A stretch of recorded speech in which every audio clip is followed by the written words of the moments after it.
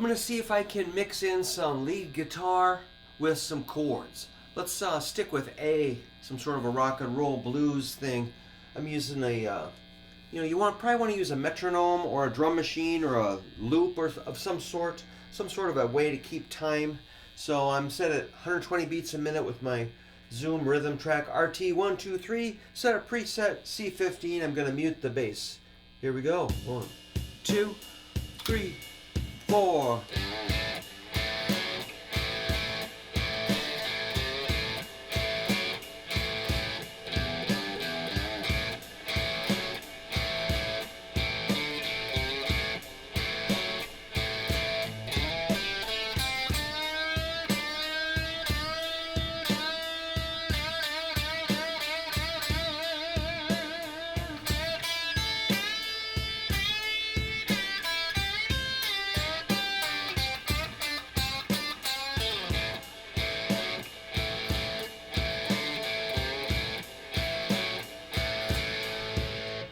So I did lay down like a serious rhythm part, launched into some freeform soloing, and got back to my chord. So my chord business is just a rock and roll rhythm.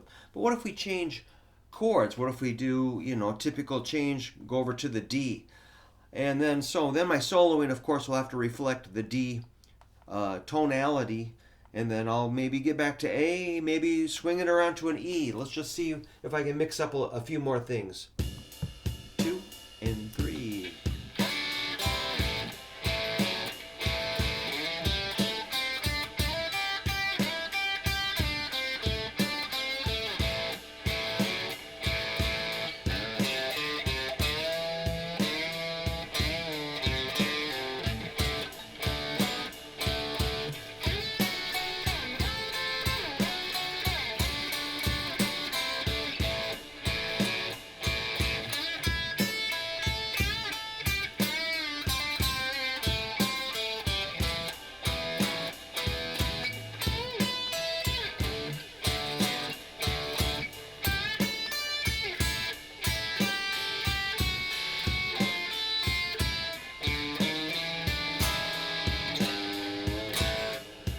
So I was really feeling that beat coming in on that, 1 and 2 and 3 and 4 and 1 and 2. So I made my change to the chord on the beat. I was able to do some kind of basic soloing and it sounded like it represented a D chord. Went back to my A chord, did a few leads. Then I went down to my E chord, did a little bit of melodic stuff up the neck. Maybe a D. I kind of forgot what I did. Then I did a turnaround. So somehow, let's say it's a G chord and you're going like let's make a G, D, A minor, C. You go.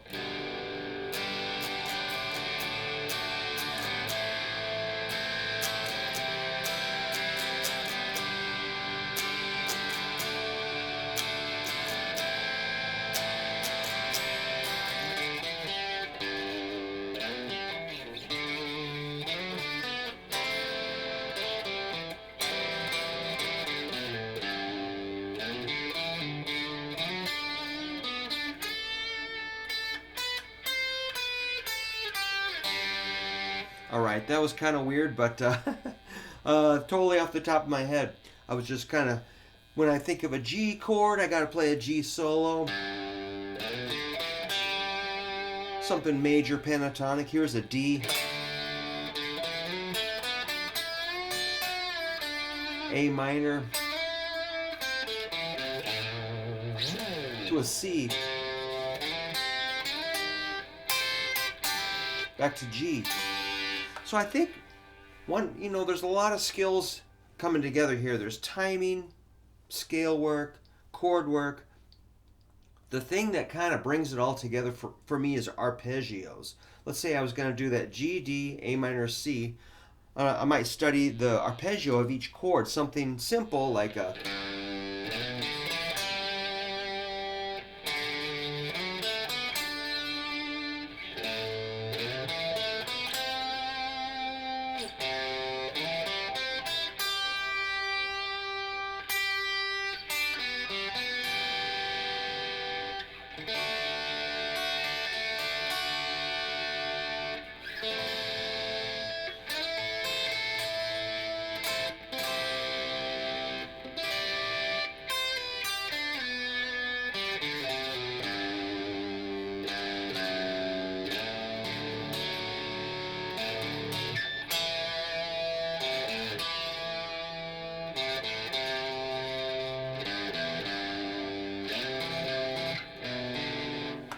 I was just sort of turning those chords inside out. So it did sound kind of like chords, but it really wasn't.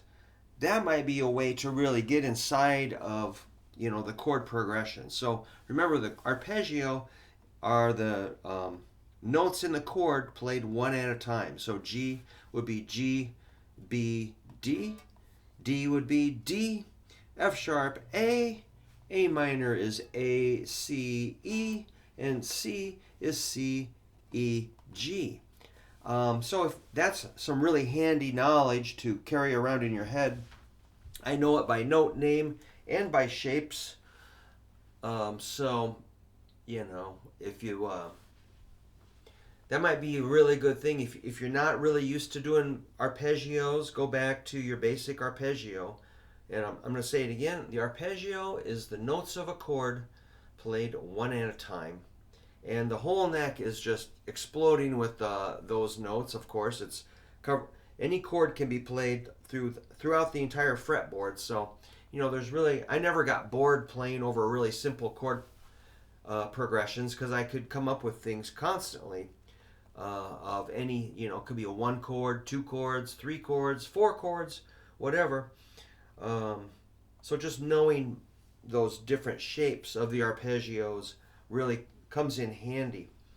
Let's say this is just let's keep this going. If you have any ideas or feedback, let me know, and we can do something, maybe some different feels and different sounds, different tempos, different chords. I think it's a great question, so thank you very much for asking, and we'll see if we can do a little more blending in chords with some soloing and fills.